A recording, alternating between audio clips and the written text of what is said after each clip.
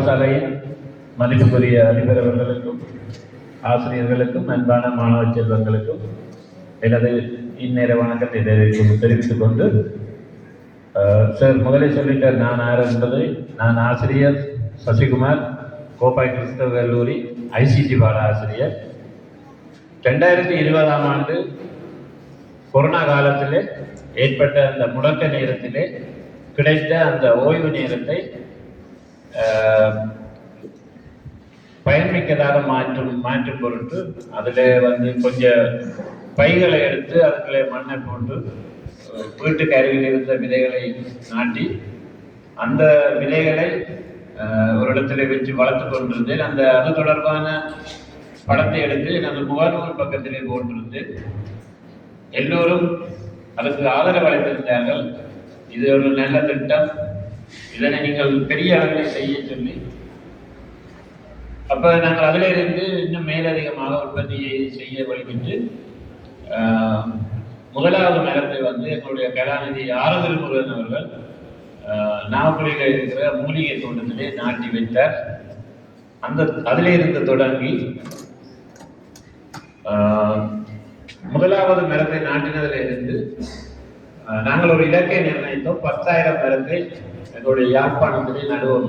ஒரு இலக்கொண்டை நிர்ணயித்து அதன் மூலம் பாடசாலைகளை நாங்கள் முதலாவதாக தெரிவு செய்து அனைத்து பாடசாலைகளுக்கும் நாங்களாகவே போய் அதிபர்களுடன் கலந்துரையாடி நாங்களே நாட்டு கொடுத்து கொண்டு வந்தோம். இந்த சந்தர்ப்பத்தில் நல்லவர்களுடைய ஆலோசனைக்கு ஏற்ப எங்களுக்கு ஒரு நிறுவனத்துக்கு ஒரு பெயரை வைப்போம் என்று சொல்லி நீண்ட ஆலோசனை பிறகு கிரீன் லேயர் என்விரான்மெண்டல் ஆர்கனைசேஷன் என்ற அந்த பெயரை வைத்தோம். அதுக்கு பிறகு கொமிட்டி ஒன்று அமைத்தோம். 21 இளைஞர்கள் எங்களுடன் இணைந்திருக்கிறார்கள். அதுக்கு பின்னாலே ஏராளமான வைத்தியர்கள் ஆலோசனை சபை அமைத்து அவர்களுடைய ஆலோசனைக்கு அமைய நாங்கள் செயல்பட்டு கொண்டு வருகிறோம். 10,000 மரம் என்று இலக்கை நிர்ணயித்து நாட்டி நடவடிக்கிட்டோம். 2.5 வருடங்களிலே அந்த 10,000 மரங்களை நாங்கள் நாட்டி முடித்தோம். அதுக்கு பிறகு உங்களுக்கு தெரியும், மேஸ்லோ இந்த தேவை கோட்பாடு, ஒரு தேவை முடிய அடுத்த தேவை தொடங்கும். எங்களுக்கு இன்னும் எங்களுடைய இலக்கை அதிகரிக்க வேண்டி இருந்தது. அப்போ 10,000க்கு பின்னாலே இன்னொரு சைவரை சேர்த்தோம். 1,00,000 மரத்தை நடுவோம். அப்போ அதுக்கு இன்னும் பேர் ஆதரவு அனைவரிடமிருந்து கிடைத்துக் கொண்டு அப்போ அதுக்கு பிறகு இன்னும் அந்த ஊரில் எங்களுக்கு தெரியும் யூடியூப் எடுக்கிறார்கள் ஆதிக்கம். அவர்கள் எல்லாரும் எங்களுடைய தோட்டத்தையும் என்னையும் என்னுடைய பேட்டிகளையும் எடுத்துக்கொண்டு அதை வெளிநாடுகள் எல்லாரிடமும் காவி சென்றார்கள். அதனுடைய பிரதிபலனாக அந்த 1,00,000 மரம் கடந்த வருடம் நவம்பர் மாதம் நாட்டி முடிக்கப்பட்டது. இப்ப கைதட்டி இருக்கோம்.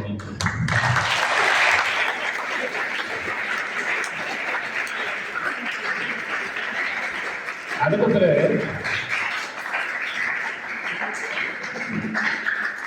நான் சொன்ன போல 1,00,000க்கு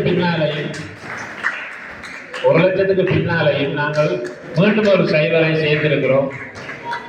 1 மில்லியன் மரத்தை எங்களுடைய தேசத்திலே நடவணும் என்று இப்போ அதை நோக்கி பயணித்துக் கொண்டிருக்கிறோம்.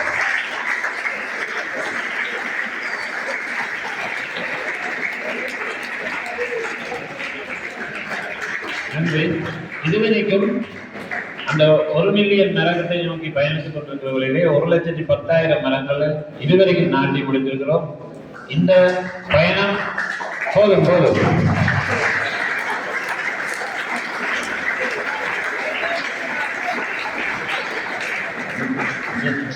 நேரத்தை கருத்தில் கொண்டு விரைவாக பேச வேண்டியிருக்கிறது. இந்த பயணம் ஒரு பக்கத்தாலே போய்கொண்டிருக்கும் போது பல வகையான செயற்திட்டங்களையும் அதோட சேர்த்து செய்து கொண்டு வரோம். பனம் விதைகள் உங்களுக்கு தெரியும், எங்களுடைய தமிழர்களுடைய பாரம்பரிய சொத்து எங்களை பனை. நாங்கள் ஒரு பனையை நேசிக்கின்றவர்கள். அதாலே பனம் விதைகளை வருடம் 1,00,000 பனம் விதைகளை நாட்டிக்கொண்டு வருகிறோம். இதுவரைக்கும் 4,00,000 பனம் விதைகளை எங்களுடைய தேசம் முழுக்க நாட்டி இருக்கிறோம்.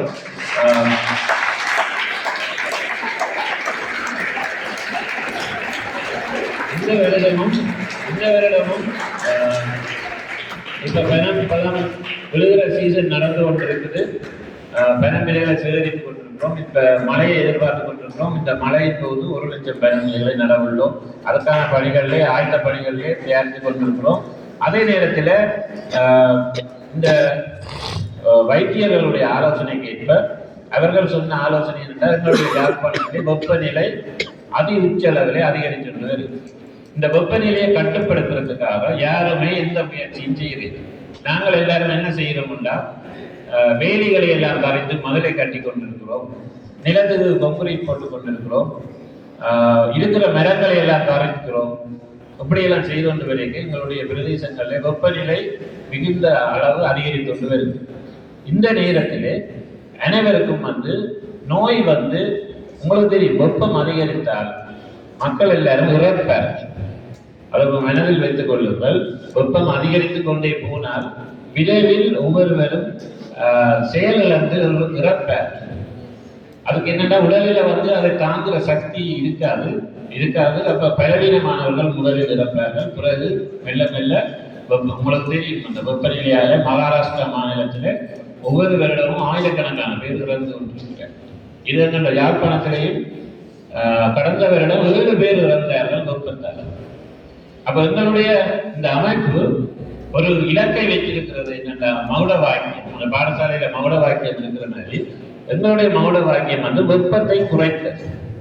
மரங்களை நாட்டி வெப்பத்தை குறைக்கிறது தான் இந்த நோக்கம். அப்ப மாணவ செல்வங்கள், உங்களுக்கு நாங்கள் இந்த முன்னுக்கு பேச வந்ததுக்கு பிரதான காரணமே நீங்கள் ஒவ்வொருவரும் உங்களுடைய வீடுகளிலே இந்த மரங்களை நடவர். நீங்க சின்ன பிள்ளைகள், உங்களால முடிஞ்சது உங்கள்ட்ட வீடு தான் உங்கள்கிட்ட ஆயுதம். உங்களோட வீட்டுல அம்மா அப்பாவும் நீங்களும் தான் உங்களுக்கு சொத்து. அப்ப உங்களோட வீட்டிலே எல்லா பழமரங்களையும் நடவரும். மற்ற வெற்று காணிகள் உங்களுக்கு இருந்தால் அதிலேயும் மரங்கள் எல்லாம் நாட்டி காணிகள் முழுவதும் சோலையாக்க வேண்டியது உங்களோட பொருள். இப்ப நான் அப்படி சுயமாக முன் இவ்வளவு மரங்களை எல்லாரோடும் இணைந்து நாட்டினோ, நீங்கள் ஒவ்வொருவரும் இது எங்களுடைய தேசம். இந்த தேசத்தை வேறு ஒரு நாட்டுக்காரர் சோலையாக்கி தரமாட்டார், அல்லது அனுரை உங்கள்கிட்ட வீட்டில் நட்ட தரமாட்டார். நீங்க தான் நடவும். உங்களுடைய தெருவுக்கு நீங்கள் தான் நடவும். உங்களுடைய பாடசாலைக்கு நீங்கள் தான் நடவும். உங்களுடைய வைத்தியசாலைக்கு நீங்கள் தான் நடவும். எல்லாம் இது எங்களுடைய தேசம். எங்களுடைய தேசம் எங்களை நம்பி இளையவர்கள் எல்லாம் கொண்டிருக்கிறார். நாங்கள் அந்த தேசத்தை பசுமையாக அடுத்த தலைமுறையிடம் ஒப்படைக்க வேண்டியது நமது கடமை. அப்ப நாங்கள் இந்த இப்ப தற்போது செய்கிற செயற்திட்டம் பாடசாலைகளுக்கு உள்ள போய் பாடசாலை மாணவர்களிடம் நாங்கள் ஒரு ஒப்பந்தம் செய்கிறோம். பாடசாலையில சுற்றுச்சூழல் கழகம் இருக்கு. உங்களுடைய பாடசாலையில இருக்குதா? சுற்றுச்சூழல் கழகம் உங்களுடைய பாடசாலையில இருக்குதா? பொறுப்பாசிரியர்.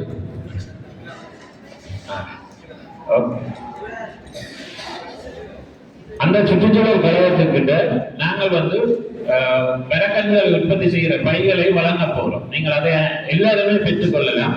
அந்த பைகளை உங்கள் வீடுகளிலே கொண்டு போய் மண்ணை போட்டு நீங்கள் பக்கங்களிலே கிடைக்கிற விதைகளை எடுத்து, வேப்பம் விதை, இழுப்பம் விதை, எது கிடைக்கிறதோ அதை போட்டு நீங்க வளர்த்து அதை கொண்டு உங்களுடைய சுற்றுச்சூழல் ஆசிரியர் அவரிடம் ஒப்படைத்தீங்கள் என்றால் அவர் உங்களுக்கு ஒரு கன்றுக்கு 20 ரூபாய்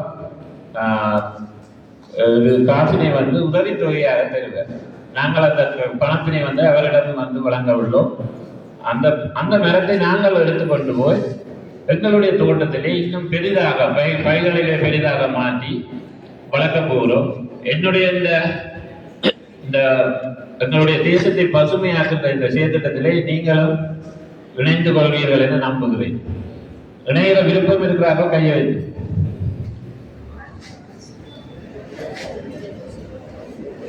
பொம்பளை பிள்ளை செய்கிற விருப்பம் இல்லையா? நன்றி, கையை விடுங்க.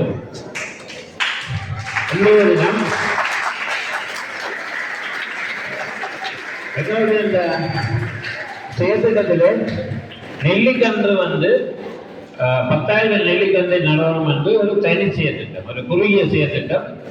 அது கிட்டத்தட்ட இப்ப ஆரம்பிச்சு முடிய போது உங்களோட பாடசாலையில 700 நெல்லிக்கன்று கொண்டு வந்திருக்கிறோம். மாணவர்கள் ஒவ்வொருவருக்கும் இந்த நெல்லிக்கன்று வழங்கப்பட போகுது. நெல்லியை வீட்டிலே கொண்டு நட்டால் வீட்டுக்கு கூடாது அல்லது வீட்டுக்குள்ள காசு வராது, இதெல்லாம் மூட நம்பிக்கை கதைகளை எங்களுடைய பெற்றோர்கள் அல்லது அயலில் உள்ளவர்கள் உங்களுக்கு அல்லது உங்களுடைய அப்பா அம்மாவுக்கு ஏதாவது சொல்லுவார். அப்ப நீங்கள் தெளிவாக இருந்தோ, எந்த மரமும் எங்களுக்கு தீங்கு விளைவிக்காது, எல்லா மரமும் எங்களுக்கு நன்மை செய்யவே உள்ளது. அப்ப இன்றைக்கு தேர்தல் இந்த நெல்லிக்கண்ட கட்டாயம் உங்களோட வீட்டில கொண்டு உங்களுடைய வீட்டின் பின்புறமோ அல்லது இடத்தின் ஏற்பட்ட அந்த இடத்துல கட்டாயம் நாட்டுங்க. இந்த நெல்லி நன்மைகளை பற்றி நிறைய இருக்கு. அதுல பொருளாதார நன்மையை பற்றி நான் முதலாக சொல்றேன். இந்த நெல்லியை கொழும்புல இருந்து கொம்பனியல் மரத்தோட அப்படியே ஆஞ்சு கொண்டு போறாங்க. ஒரு இடத்திலே ஒரு நெல்லி நிறைய விழுப்பி இருந்தது, நிறைய காய்ச்சிருந்தது. அப்ப அந்த எனக்கு தெரியும், அந்த நெல்லியை வாங்குறவர்களுடைய தொடர்பு எனக்கு இருக்குது. அப்ப இது உங்களுக்கும் தெரியும், அல்ல கூகுள்ல தேடினாலும் பெறும். அவர்களும் அறிவித்த போது அவர்கள் அந்த நெல்லிக்காய் முழுவதையும் வாங்கி போட்டு 20,000 ரூபாய் பணத்திலேயே அந்த வீட்டுக்காரர்களிடம் கொடுத்துட்டு போயிட்டேன். அப்ப இந்த நெல்லிக்காயை நீங்களும் வளர்த்தால் ஒரு வருடத்திலே 3 தடவை அது காய்க்கும். நீங்கள் 3 தடவை நல்ல வருமானத்தை பெறலாம். அந்த வேஸ்ட் லேண்ட் என்று சொல்லப்படுகிற பயன்படுத்தாத நிலங்கள் எல்லாம் இதை நீங்க நடலாம். தண்ணி ஊற்ற தேவையில்லை. ஒரு கொஞ்சம் வளர்த்து போட்டு விட்டு விட்டால் சரி, அது தானாயை வளர்ந்து உங்களுக்கு பலனையும் தரும். மற்றது இது இந்த மருத்துவ குணங்கள் உங்களுக்கு தெரியும். இந்த உடலில் இருக்கிற வெப்பத்தை தாங்குகிற சக்தி எல்லாம் நிறைய இருக்கு, விட்டமின் சி இருக்குது, ஏகப்பட்ட மருத்துவ குணங்கள் இருக்கு. இந்த நெல்லிக்காய் ஒரு வெளிநாட்டிலே அதனுடைய பெருமதி, அங்க இருக்கிற வெளிநாட்டில் வந்தவர்களை கேட்டு பாருங்கள், ஒரு முழு நெல்லி லண்டனிலே ஒரு 5 முழு நெல்லி 10 பவுன் விற்கிறாங்க. அவ்வளவு பெருமதியா. ஆனால் நாங்கள் இங்கே அந்த நெல்லிக்காயை பயன்படுத்துவதில்லை. நீங்கள் வீடுகளிலே நெல்லிக்காயை வெட்டி கிரைண்டர்களை போட்டு ஜூஸ் அடித்து குடிக்கலாம். சாப்பிட கடினமாக இருந்தால் நீங்கள் வட்டி போட்டு விதையை வெளியே எறிஞ்சு போட்டு நீங்கள் அதை ஜூஸ் அடித்து குடிக்கலாம். அப்ப இன்னைக்கு போய் கட்டாயம் அந்த நெல்லியை வீட்டை நடுமன்ற கையெழுத்து போகும். இதை நட்டு போட்டு உங்களுடைய சுற்றுச்சூழல் பொறுப்பாசிரியருக்கு அது தொடர்பாக தெரியப்படுத்துங்க. அப்ப செய்யுங்களா?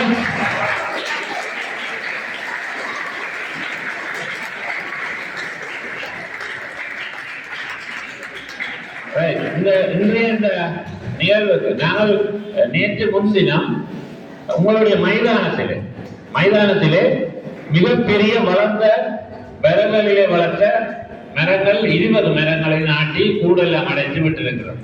ஏனென்றால் உங்களோட விளையாட்டு போட்டியின் போது நீங்கள் நிழலிலே அமரவனம் என்பதற்காக நீங்கள் உங்களுடைய மைதானத்துக்கு போனா தெரியும். நாங்கள் நேற்றைய முன்தினம் நாட்டி முடித்திருக்கிறோம். 20 மரங்கள் கூடுகள் எல்லாம் அடைச்சு ஃபுல்லா நாட்டி முடித்திருக்கிறோம்.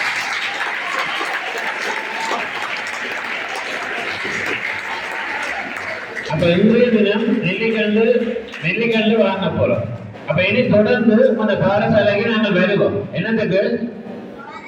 உங்களோட மரங்கள் உங்கள்கிட்ட இருந்து நாங்கள் எடுக்கப்போம். உங்களுடைய ஆதரவு எங்களுக்கு தேவை.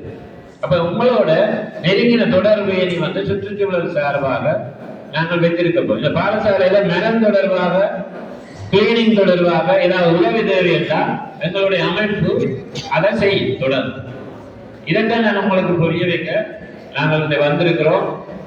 இன்றைய அந்த நிகழ்வுக்கு இவர் இந்த பாடசாலையில படித்த பழைய மாணவன் வாசவன் அவர்கள் ஆஸ்திரேலியாவில் இருக்கிறார். அவர் எங்களுடைய அமைப்புக்கு தொடர்ச்சியாக நன்கொடைகளை வழங்கி வருபவர். அவர் நாங்கள் இப்படி ஒரு பாடசாலையில செய்ய போறோம் என்று சொல்லிங்க. அவர் சொன்னா நீங்க விளைவில் மத்திய கல்லூரி போங்க, அந்த பாடசாலைக்கு தேவையான எல்லாம் செய்து கொடுங்க, அதை நாங்கள் அதுக்குரிய உதவியை நான் தருகிறேன் என்று சொல்லி முன்வந்த முன்வந்தவர் மட்டுமில்லை, அவருடைய சகோதரியுடைய முதல்வர் எல்லாரையும் இங்கே அனுப்பி வைத்திருக்கிறார். அவருக்கு எங்களுடைய அமைப்பு சார்பாக நன்றியை தெரிவித்துக் கொண்டு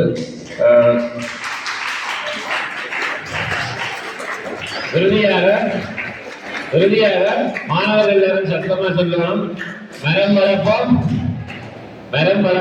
மழை பெறுவோம், மரம் வளர்ப்போம், மரத்தை பாதுகாப்போம். மரம் வளர்ப்பது நமது கடமை, மரமே எங்களுக்கு காவலர்கள். நன்றி.